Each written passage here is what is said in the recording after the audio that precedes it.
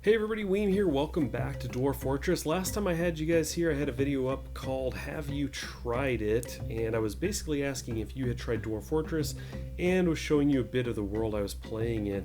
Now I kind of played a little bit beyond that, but then have been recently hooked into Ark and some other games, and I'm finally getting back to Dwarf Fortress, and I thought I would pull you guys in here as I generate a new world to play on. I may follow this up with a series, I'm not entirely sure, but I thought I could at least bring you in here for the world creation for those of you interested in that. And of course, if you'd like to see a series on this, well, you know what to do. So let's go ahead and create a world. We're going to hit that button. It's going to generate all kinds of crazy looking characters there.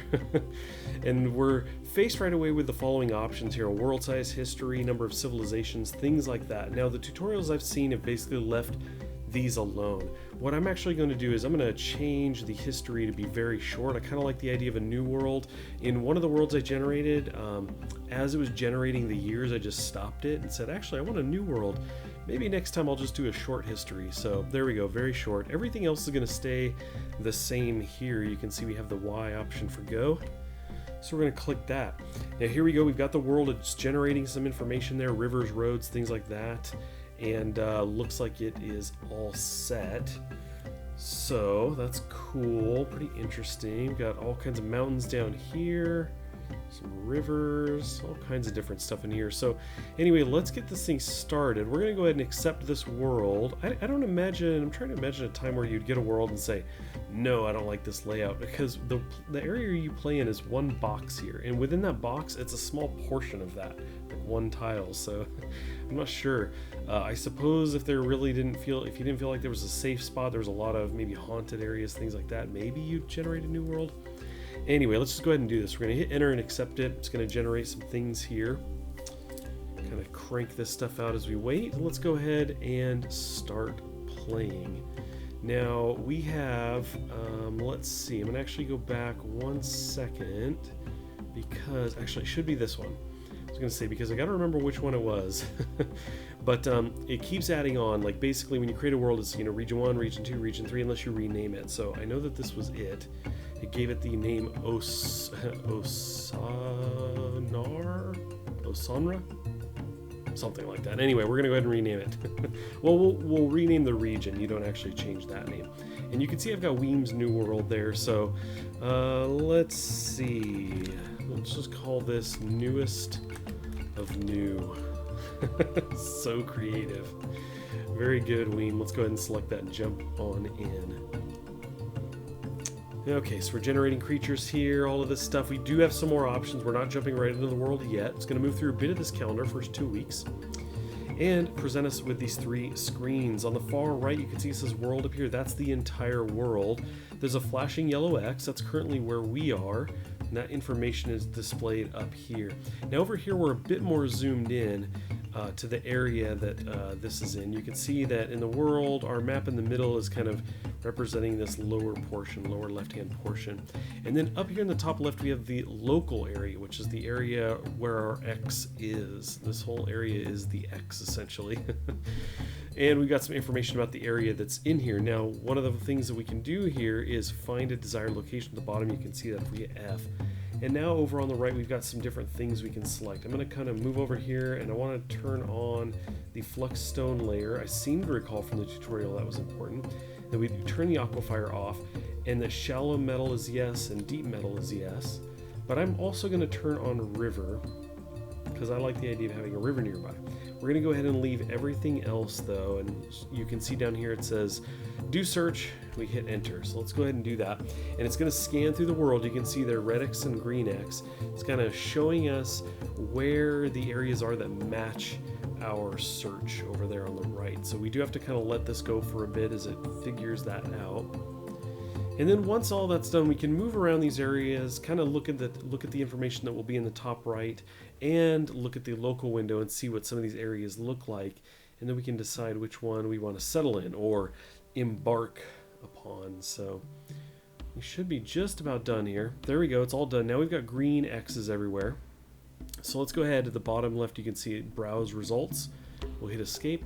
And now our yellow X typically moves. Yep, there it is. It's up at the top left now. Sometimes that's a little bit fun to find. You have to move your arrow keys around and look for that. But Typically that's what it's done to me. Initially it's in the bottom, and then when I'm done with a search, it kicks it up in the top right.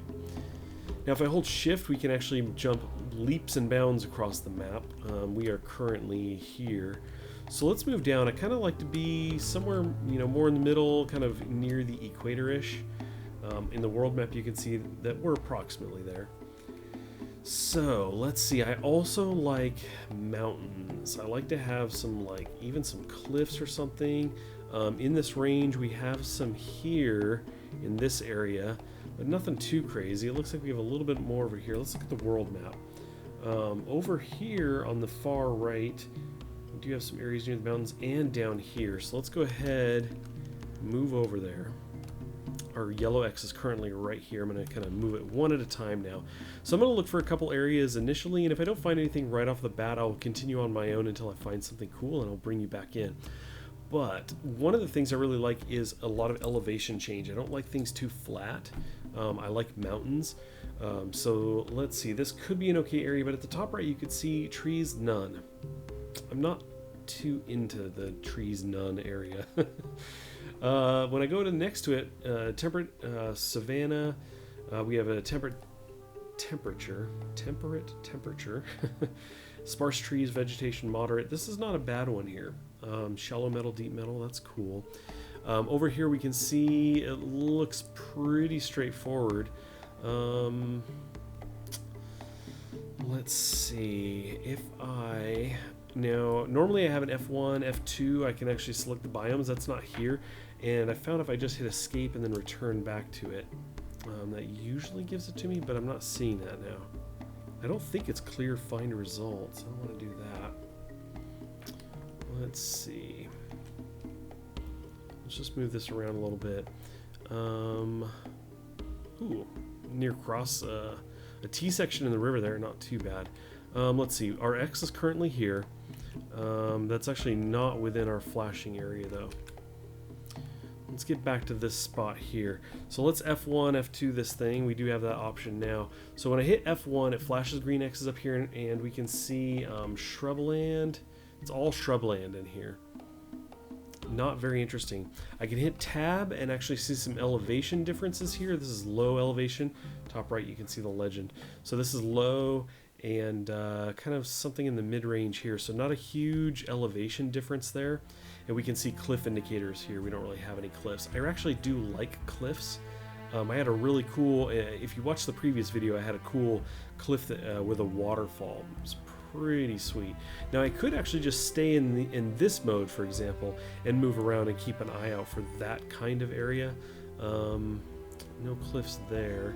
We do have some mountain area next to mountain here, so that gets much more drastic.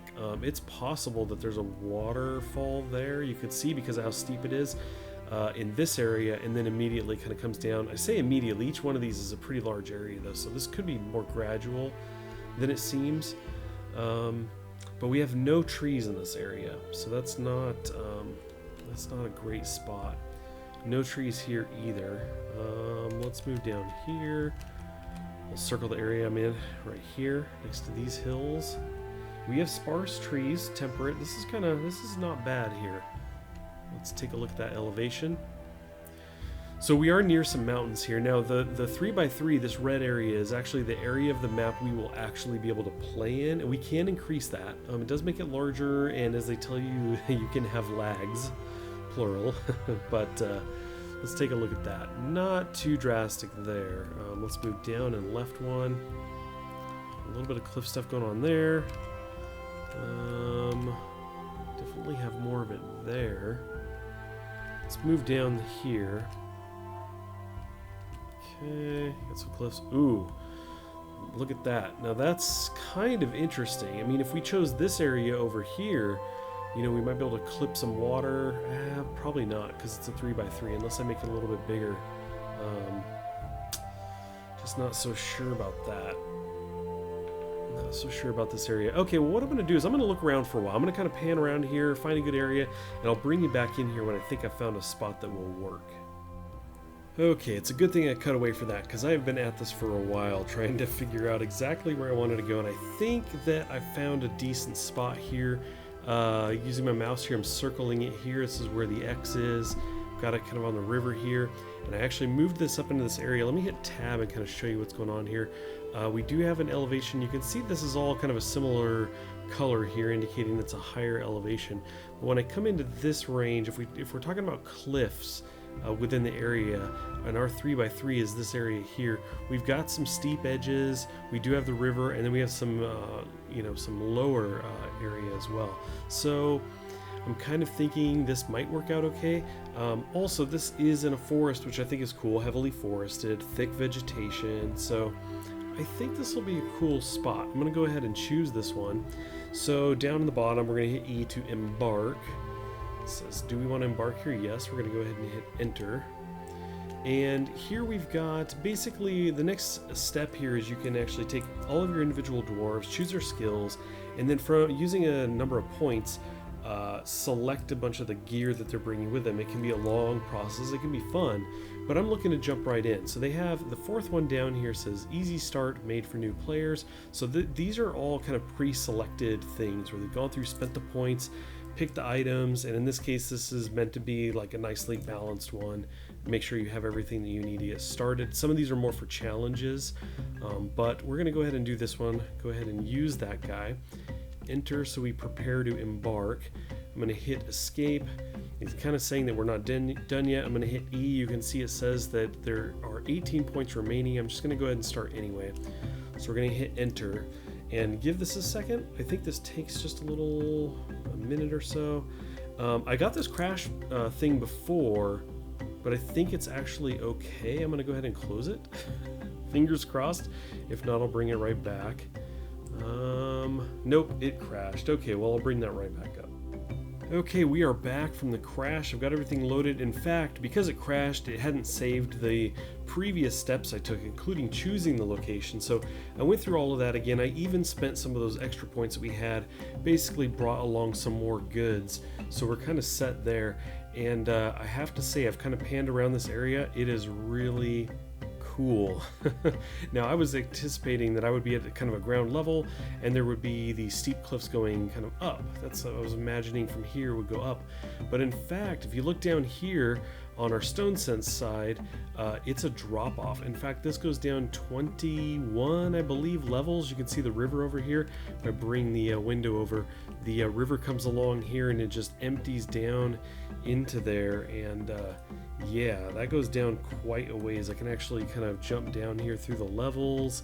You can see all the different minerals that are visible on the sides, and then you get all the way down here to the water. So yeah, that is really cool. I had a map previously, in fact, in that first video, that had a waterfall just like this, similar. It kind of came at a different angle, but anyway, I'm kind of moving to the right now on the map, and you can see that the river just kind of etches its way through here, so it's pretty cool. And we've got some steep edges here, these cliffs, and if I actually go back to where our characters are, moving to the left and then down a little bit, just above these guys, if I actually go back up and to the right, you can see we have a steep drop off over here as well. And if I lower the terrain, you'll see the tops of trees start to come through at the very top.